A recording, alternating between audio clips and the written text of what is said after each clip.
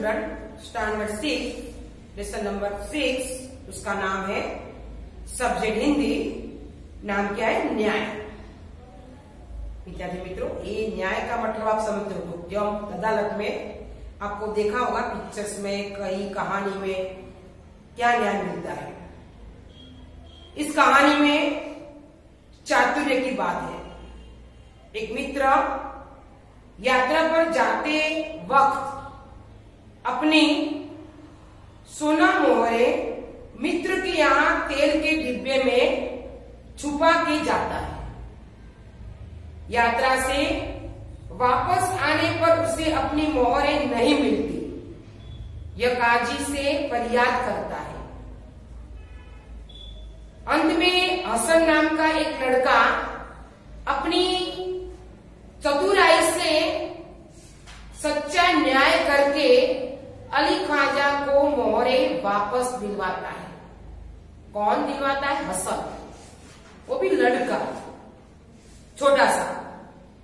यह रोचक कहानी न्याय और बुद्धिमान की एक झलक देती है। पुराने जमाने में इराक एक देश है, जैसे हमारे इंडिया कंट्री है, वैसे बगदाद में एक व्यापारी रहता था। नाम था उसका अली ख्वाजा।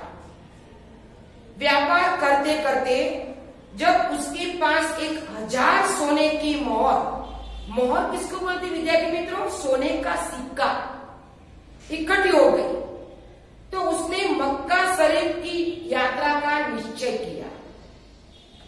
मुसलमान जाते हैं, जैसे हम जाते हैं यात्रा के लिए हरिद्वार, केदारनाथ, बद्रीनाथ, वैसे ही मुसलमान कहाँ जाते हैं?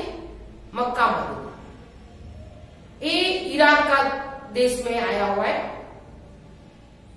निश्चय किया हज के लिए, चूंकि वह अकेला रहता था, उसकी फैमिली नहीं थी विद्यार्थी मित्रों।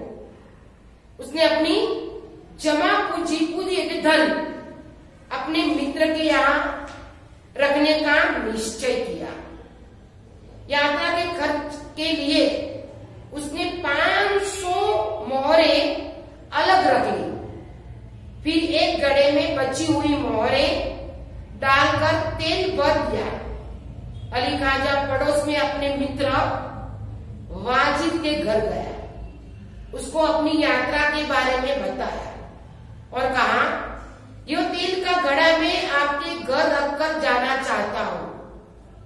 मक्का से लौटकर ले लूंगा। जब मैं हज करके वापस आऊंगा तब ये मेरा जो घड़ा है मैं वापस ले लूंगा।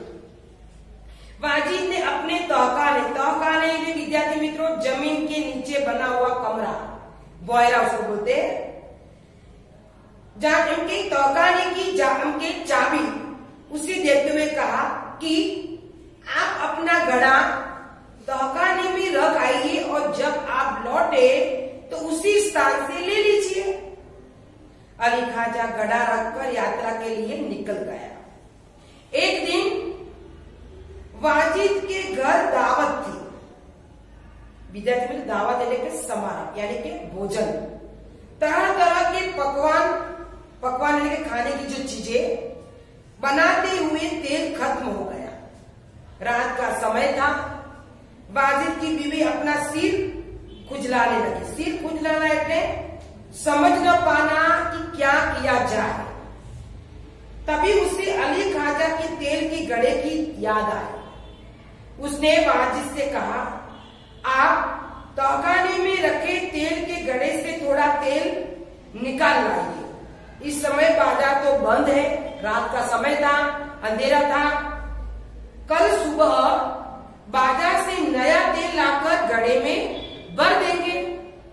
ख्वाजा आज रात ही आकर तो तेल नहीं मांगेगा। बीवी की बात सुनकर वाजिद तहखाने में गया। जब घड़े का सिल मुंह के ढका हुआ मुंह खोलकर तेल निकालने लगा, तब घड़े में से सिक्कों की आवाज आई। उसे लगा कि घड़े में तेल के नीचे कुछ है, इसीलिए उसने दूसरे बर्तन में सारा तेल निकाल दिया। उसने देखा कि घड़े में तो 500 सोने क्या थी, सोने की मोहरें थी। उसने उन मोहरों को अपनी तिजोरी में छिपाकर रख दिया और तेल लाकर बीवी को दे दिया। अगले दिन उसने बाजार से नया तेल लेकर घड़े में भर दिया। उसे वैसे ही सील बंद कर दिया जैसे कि ख्वाजा अली ने किया था। कुछ दिनों के बाद ख्वाजा मक्का की यात्रा से वापस आया।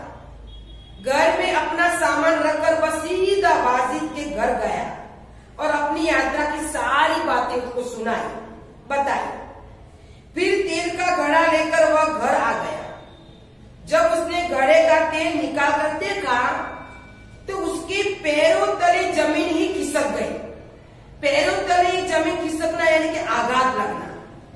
वह सिर पकड़कर बैठ गया। सिर पकड़कर बैठने के निराश होना, क्योंकि घड़े में एक भी सोने की मोहरें नहीं थी। वो सोचने लगा अब क्या किया जाए। वह उल्टे पांव वाजिद के घर गया। उल्टे पांव जाने तुरंत वहां जब उसने देखा घड़े में नहीं था उसके सुक्के, तो तुरंत वो वापस गया और अपनी मोहरें मांगने लगा। वाजिद ने कहा कि सिलबंद तेल का घड़ा आपको उसी स्थान से मिला जहां आप रखकर गए थे। मैंने तो उससे हाथ भी नहीं लगाया। मैं कैसे मान लूं कि उसमें सोने की मोहरें थी। दोनों मित्रों में कहासुनी होने लगी। कहासुनी होना विद्यार्थी मित्रों, वाद विवाद होने लगा, झगड़ा होने लगा। दोनों का झगड़ा सुनकर आसपास के लोग इकट्ठे हो गए। उन्होंने जब झगड़े को बढ़ते हुए देखा तो ख्वाजा से कहा कि आप काजी की अदालत में जाइए। काजी यानी कि न्यायाधीश, वह भी आपके झगड़े को मिटा सकता है। ख्वाजा ने ख्वाजा कहाँ गया? काजी की अदालत में अपनी बात रखी। बात रखना है कि जो हुआ था वह बताना, प्रमाण, परंतु पक्के सबूत એટલે કે जो कमी न हो, प्रमाण के अभाव यानी कि कमी न होना में उसे वहां से निराश दुखी लौटना पड़ा। तब उसने बगदाद के खलीफा यानी कि पैगंबर का उत्तराधिकारी, उसको क्या बोलते हैं, खलीफा, कि यहाँ अपील की और न्याय मांगा। और खलीफा ने उसकी अपील स्वीकार कर ली। खलीफा ने सारे मामले का विचार करके के लिए कुछ समय चाहा। 1 सप्ताह बाद का समय सुनवाई के लिए दिया गया। ख्वाजा और वाजिद का किस्सा अब प्रख्यात हो गया, प्रसिद्ध हो गया पूरे गांव में। खलीफा एक दिन अपना वेश बदलकर शहर में घूम रहे थे। तभी उन्होंने कुछ लड़कों को न्यायालय का एक खेल खेलते हुए देखा। यह छिपकर उसका खेल देखते लगे। उन्हें लगा कि जो लड़का न्यायाधीश बना है वो बड़ा समझदार है। वह जिस तरह न्याय कर रहा है बिल्कुल ठीक है। इसीलिए उन्होंने उस लड़के को अपने पास बुलाया और उसका नाम पूछा। लड़के ने कहा मेरा नाम हसन है। खलीफा ने कहा मैंने तुम्हारा खेल देखा, तुम बहुत ही समझदार हो, कल हमारे दरबार में आना। अगले दिन खलीफा ने दरबार में अली, ख्वाजा, वाजिद और हसन उपस्थित हुए, तीनों। और खलीफा ने हसन से कहा कि तुम इन दोनों की झगड़ों का किस्सा सुनो और बताओ कि उसमें से कौन सच बोल रहा है। हसन ने दोनों की बात ध्यान से सुनी। फिर उसने 2 तेलियों ने जो तेल निकालने वाला व्यक्ति को बुलाया। थोड़ी देर में 2 तेली आ गए। हसन ने उसने कहा आप इस घड़े के तेल की जांच परख कीजिए और बताइए कि इन घड़े में तेल कितना पुराना है। दोनों तेलियों ने बारी बारी से देखा और सूंघा और चखा, फिर अपना निर्णय दिया। घड़े का तेल 2 महीने पुराना लगता है, इससे ज्यादा नहीं, वे बोले। तेलियों की बात सुनकर वाजिद को घबरा गया। अली ख्वाजा खुश होकर बोल उठ पड़ा, हजूर मैं तो 6 महीने पहले मक्का की यात्रा के लिए गया था, इतने 2 महीने का तेल है। तभी मैंने तेल खरीदा था। तेलियों और अली ख्वाजा की बात सुनकर सबको वास्तविकता है देखिए असलियत का ज्ञान हो गया। खलीफा को न्याय के लिए सबूत मिल गया था। खलीफा ने हसन को धन्यवाद दिया और वाजिद से कहा कि आपने अली ख्वाजा के गड़े से तेल और मोहरें निकाली है, आप उन्हें वापस कीजिए और चोरों जो चोरी और विश्वासघात धोखा के अपराध की सजा भुगती है। खलीफा ने हसन को बहुत सारा पुरस्कार इनाम दिया। खलीफा के दरबार में उपस्थित सभी लोगों ने हसन की सूझबूझ समझदारी और न्याय की पूरी बहुत तारीफ करना प्रशंसा की। तो विद्यार्थी मित्रों, मैंने आपको लेसन चला दिया है। जिसने स्कूल में आए उसको तो मैंने चलाया, लेकिन जो नहीं आए उसको वीडियो में आपको लिखकर भेजना है। Thank you.